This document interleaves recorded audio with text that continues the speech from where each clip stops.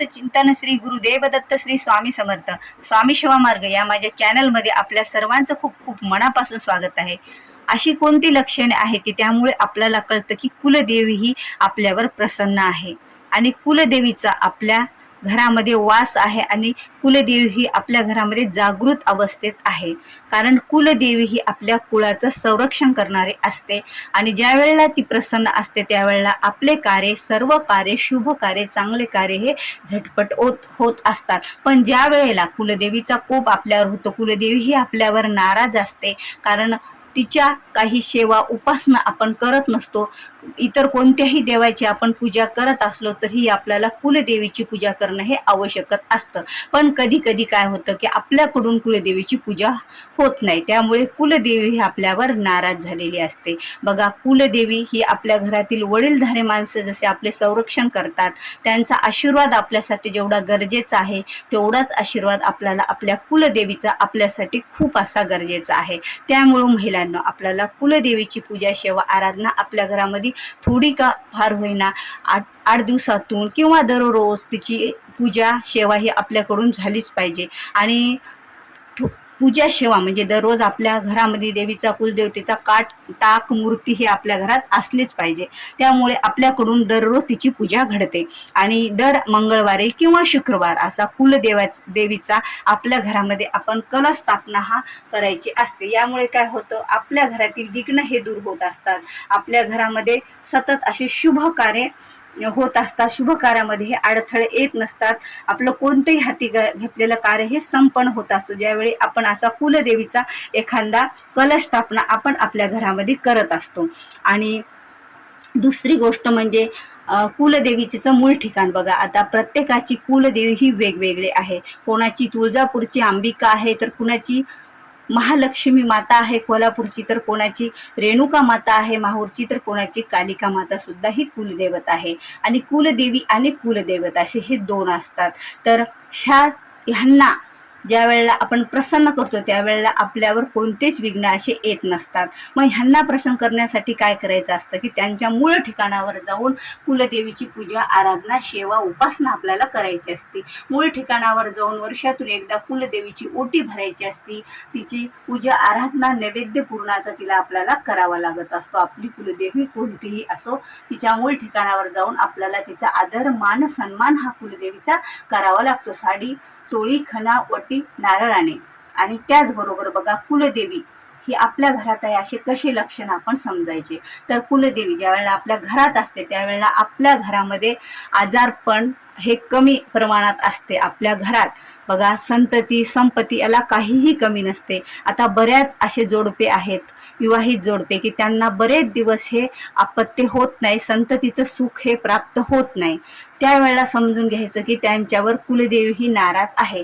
कुलदेवीची आपल्याकडून सेवा होत नाही किंवा कुलदेवीच्या सेवेत आपण कुठेतरी चुकत आहोत, त्यामुळे कुलदेवी ही आपल्यावर नाराज राहते.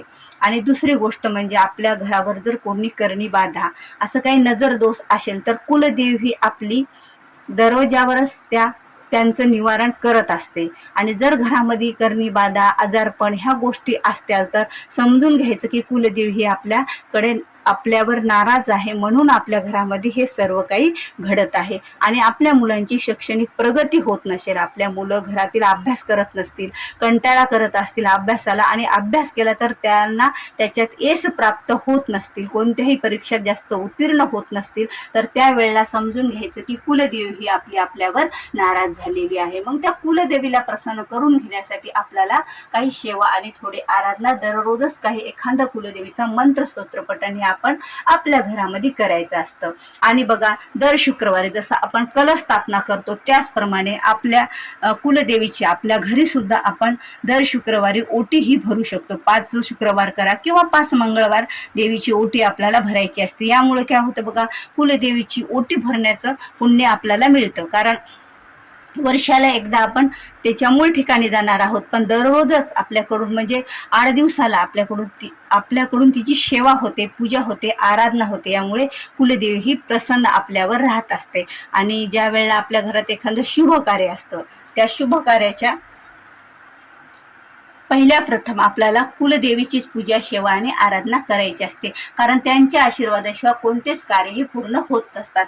ज्या घरामध्ये विवाह हा लवकर जमत नसतील किंवा ह्या संबंधित प्रश्न निर्माण होत असतील, तर त्यावेळेला सुद्धा आपण समजून घ्यायचं की कुलदेवी ही आपल्यावर नाराज आहे, कुलदेवीचा आपल्यावर कोप आहे, कुलदेवीच्या सेवेत आपण कमी पडत आहोत. अशा बरेच प्रश्न आहेत की ज्यामुळे कुलदेवी ही आपल्यावर नाराज आहे हे आपल्याला समजतं. मग कुलदेवी प्रसन्न राहते त्यावेळेला आपल्या घरातील सर्व कार्य हे ठीकठाक आणि लवकरात लवकर होत असतात. मुलांची शैक्षणिक प्रगती होत असते, आपल्या घरातील विवाह लवकर जुळत असतात, आपल्या घरामध्ये संपत्तीचं सुख प्राप्त होतं आणि आपल्या घरातील वैभवामध्ये वाढ होत असते आणि आपल्या घरामधील आजारपण हे आपल्या घरापासून बरेच दूर असतात. कारण काही घरं अशी असतात की त्यांच्याकडे सर्व सुख असून सुद्धा त्यांना आजारपणाने घेरलेलं असतं आणि त्या आजारातून त्यांची सुटका होत नसते.